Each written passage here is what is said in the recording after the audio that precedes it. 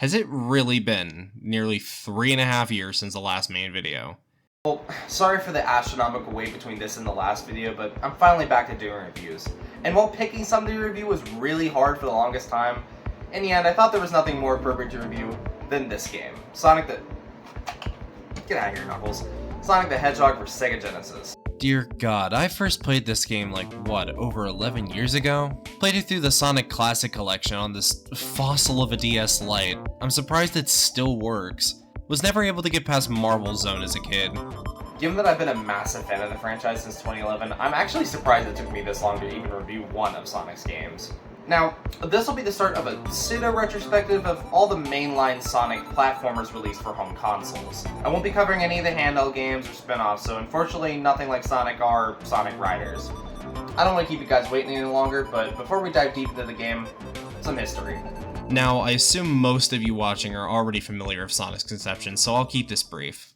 In the late 80s, Nintendo had a stranglehold on the console gaming market with their popular Nintendo Entertainment System and mascot Super Mario. Sega wanted to create a new mascot that would help the company compete with Nintendo and surpass Super Mario. Sega did already have a mascot during this time named Alex Kidd,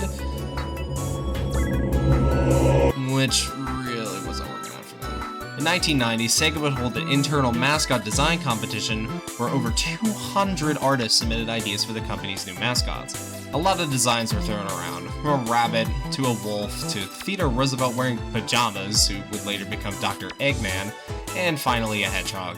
In the end, the hedgehog design drawn by character artist Naoto Oshima would be chosen to form Sega's new mascot.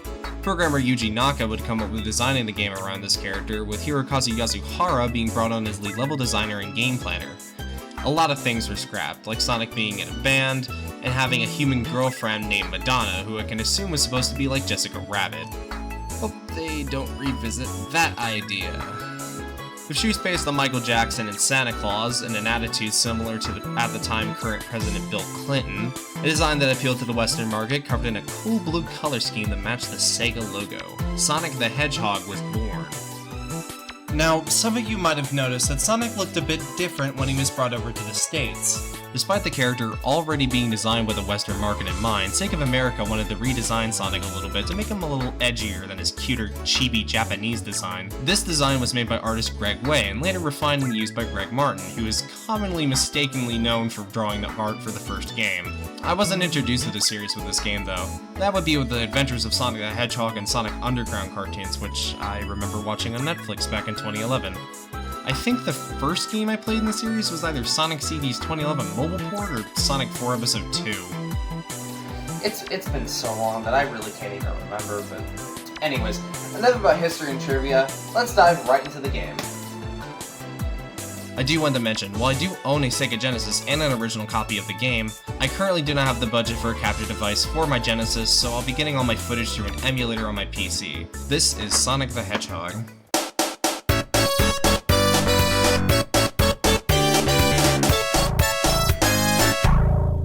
The game's story is overall pretty simple. We play as Sonic the Hedgehog from Christmas Island, fighting longtime rival the evil Dr. Eggman, also known as Dr. Robotnik in the US. Anyways, Dr. Eggman has invaded the peaceful South Island looking for the 6 mystical Chaos Emeralds. To achieve this, he has kidnapped the entire island's local wildlife population and is using them to power his evil army of robots called Badniks. Sonic, thinking this is not so way past cool, sets out across the island to free his little animal buddies and collect the 6 Chaos Emeralds before Dr. Eggman can use them for evil. The gameplay, like the story, is also pretty simple. You can run, and you can jump. You only have one button to worry about, which is great for someone who hasn't played a game before. Sonic's whole selling point is his ability to run at a slightly more brisk pace than your average platformer. If you run for a little bit, Sonic gains momentum, and if you hold down on the D-pad while moving, Sonic can perform the roll attack. If you roll into a ball while going down one of the game's many slopes, you can build up a lot of speed and go flying. It's really fun to manipulate Sonic's physics in this game and to get some serious speed and airtime. At least when the level allows for it. There are 6 zones in Sonic the Hedgehog composed of 3 acts each, with the 3rd act housing a boss fight at the end with Dr. Eggman, who unlike these assholes didn't sit in a fucking castle for the last game, it actually gets off his ass and actually fights you. Scattered throughout the zones are rings, which can keep Sonic alive and protect him from hazards. If Sonic gets hit, he will lose his rings. Get hit without rings, and press F to pay respects. Also scattered around the game zones are several hazards and obstacles. This includes one of Dr. Eggman's many badniks, spikes that in this game can really fuck you up as you get no iframes after hitting them, and springs and bumpers, which will either help or hinder Sonic depending on the color and the placement. Like most platformers from the time, Sonic has power-ups, which are contained inside these little CRT monitors Sonic can bust open by jumping into them. Power-ups include shields to protect Sonic, invisibility which surrounds Sonic in an aura of stars that protect him from all hazards except for being crushed and drowning. And lastly, speed shoes, which are the most rare power-up. These let Sonic run at his top speed. Speed is a reward for skilled use of the mechanics, and the game's slopes and uneven terrain encourage you to roll when given the opportunity to send Sonic flying through the stage. The first stage of the game is Green Hill Zone, which is a great example of how much fun Sonic's physics can be. Green Hill Zone is the perfect Sonic zone. While it's overused in Sonic's modern years, there is a reason it's one of the most iconic stages in both the series and all of video games, really. Its lush and vibrant environments just pop to the eyes. Sonic Team apparently spent 6 months on this level, and it really shows. The level is great at teaching you how to use Sonic's physics and mechanics, as well as encouraging players to explore with tons of little secrets hidden around the zone. A very famous one is the one where you take the bottom route in Act 3 and jump over the spikes at the end of the route. Waiting for you is 50 rings and a 1-up. The level is so tightly designed that if you're skilled enough at the game, you could potentially beat Act 1 and 2 in less than 25 seconds, which scores you 50,000 points, which means you get an extra life. I love Green Hill, but unfortunately, it's kinda where the game peaks, as the next stage is Marble. And while I do really enjoy this stage for its pure platforming, it's a massive pace breaker. The stage for one is extremely linear compared to Green Hill and its many branching paths, with very little shortcuts. There's a lot of stuff in Marble that's just designed to make you wait, whether it be floating around on these platforms above some lava, pushing blocks into switches, or waiting for these massive spike crushers to drop on you so you can jump on them. Yuji Naka in an interview stated that he wanted stages like Marble and Labyrinth to help players catch their breath after some of the faster stages. I kinda understand what Naka meant by this, but when your character's whole gimmick is this ability to break the fucking sound barrier, it kinda goes against the main selling point of the game. There are some shortcuts in Marble that do let you go fast somewhat. Take this part in Act 2 where you have to ride this green block over some lava. If you manage to get on the first of these platforms floating above the lava, you can use Sonic's speed and time your jumps to skip the section entirely. This isn't the case for all sections like this though. There's a similar section in Act 3 you just cannot skip, you have to wait on the lava block, which is really annoying. Like I said earlier, while I do enjoy the pure platforming in this stage, and like Green Hill it's filled to the brim of secrets, I get why people don't like this zone. The next stage is Spring Yard, which is a precursor to the casino stages in the later games. Spring Yard, like Marble, does suffer from similar problems, like these annoying slow-moving block elevators. At least like the two preceding stages, it's filled to the brim of secrets. One I really like is this one at the beginning of the Act 1, where if you roll after hitting this spring and jump to the left, a secret with some speed shoes and a 1-up is there waiting for you. One thing I really don't like is some of the stage's unique hazards. Take this badnik roller. It can kiss my ass. If you're unlucky and fall into the stage's bottom path, you'll encounter this armadillo's fast ass. Its method of attack is to fly on screen faster than you can humanly react. Doesn't help that the camera in this game is so far up Sonic's ass, so running into obstacles off screen that you can't see coming is a major problem, especially for someone who doesn't know the stages front to back. You know, if the camera just panned like it does in Super Mario World, I think it would help with some of this game's bullshit trial and error level design. Anyway, Spring Yard isn't a bad stage. It's rather decent and has a lot of stuff that I like. Aesthetically, it's pleasing, and at least it's a bit faster than Marble.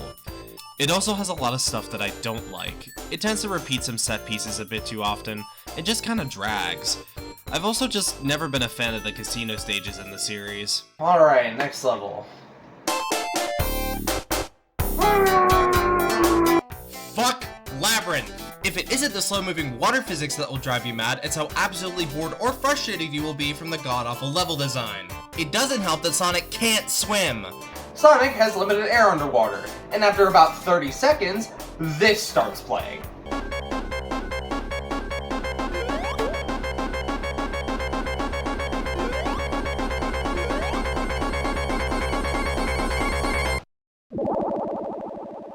This is probably a good time to bring up that Sonic the Hedgehog has a limited live system with no save feature or password system. So if you lose all your lives and get a game over and don't have any continues, you get sent back to Act 1 of Green Hill Zone.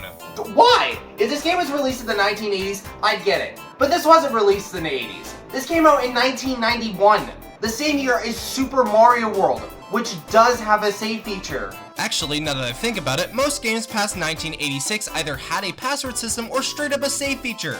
There is no reason this game shouldn't have a save feature. None. You know, it doesn't help that for a new player who has never played this game before, I wouldn't be shocked that they either gave up on Marble or this fucking stage. I need to bitch about this real quick. The boss. I don't really plan on going too in-depth on the bosses for this review, as they're all pathetically easy. All you do is find the boss's pattern, or gimmick, and then hit Dr. Eggman 8 times. Easy, right? Well, not this one! The boss at this stage is unique, as instead of hitting the boss 8 times like usual, you have to climb this tunnel shaft that is constantly filling with water, and it can fuck right off! Whether you have rings or a shield doesn't matter. If you get hit once, just once, you can end up getting knocked down right to the bottom of the shaft, which is already filled with water. And since there are no air bubbles to keep Sonic alive, you'll most likely drown or get hit before reaching the top. I got 3 game overs in this spot. It took so much trial and error to finish this segment, and while I can do this mostly in one try now, doesn't change the fact that this level design is shit! Fuck. Fuck. Fuck!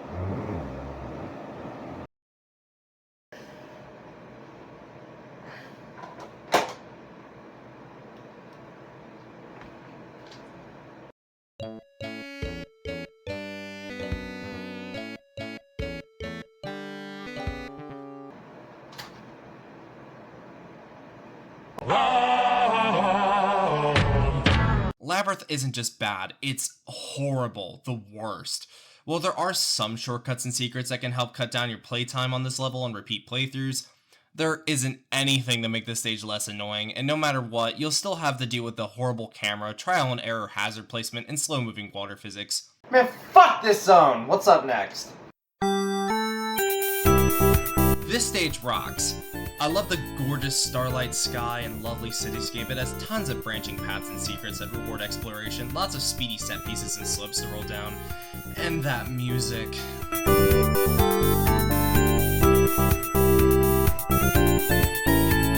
The game's score was composed by Dreams Come True member Masato Nakamura.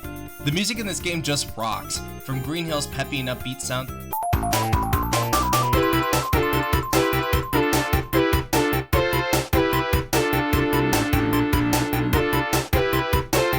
Marble's depressing and dark macabre feel,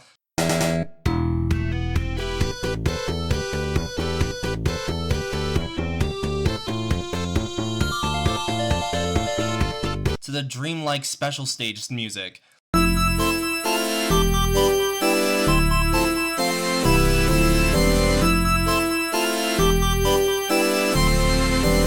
It's all good stuff, except for Labyrinth Zone.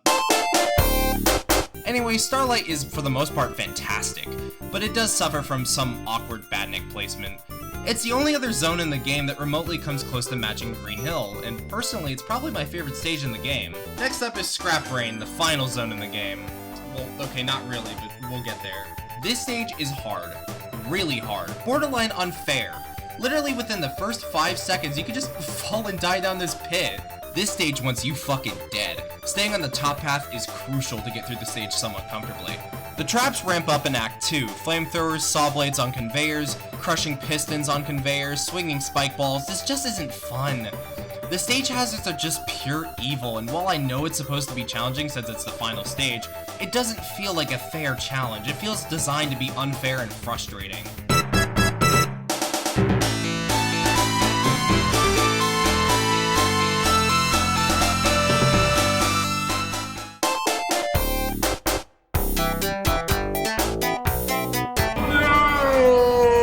Okay, it's not that bad. Just slide under this platform at the beginning to basically skip most of the stage. Anyways, after making it out of the depths of Sega Hell, we make it to the actual final zone, and the last showdown with Dr. Eggman.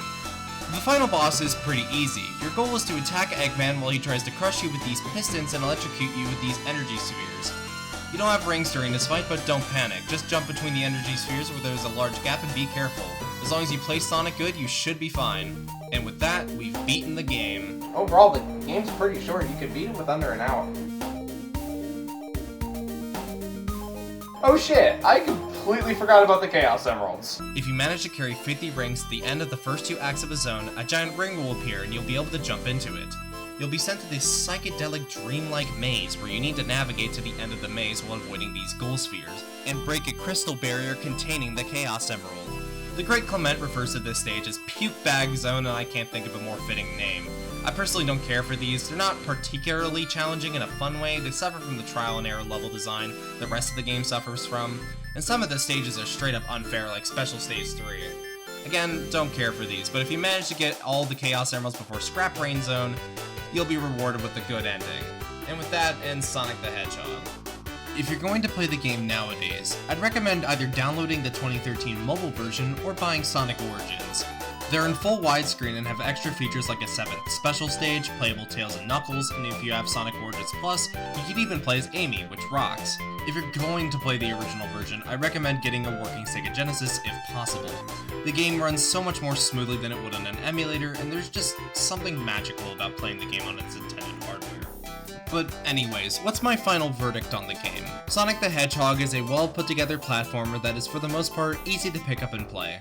And while it does suffer from some pacing issues and the trial and error level design that doesn't mix well with the poor camera and absurd lack of a save feature, the game is still a very fun platformer that rewards skilled players with high-speed thrills and secrets, and it also gave us a character so iconic that it could rival Super Mario and Mickey Mouse. Overall, I give Sonic the Hedgehog a score of 7.5 out of 10.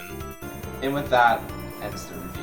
I really hope you guys enjoyed the video. It took a very long time to come out, and I'm really sorry about that. I was having a really hard time structuring stuff like the script and how I was going to film some stuff, but anyways, again, I hope you guys enjoyed the video, and I hope to see you guys again soon for the next review, which I'm not sure what that will be, but anyways, peace.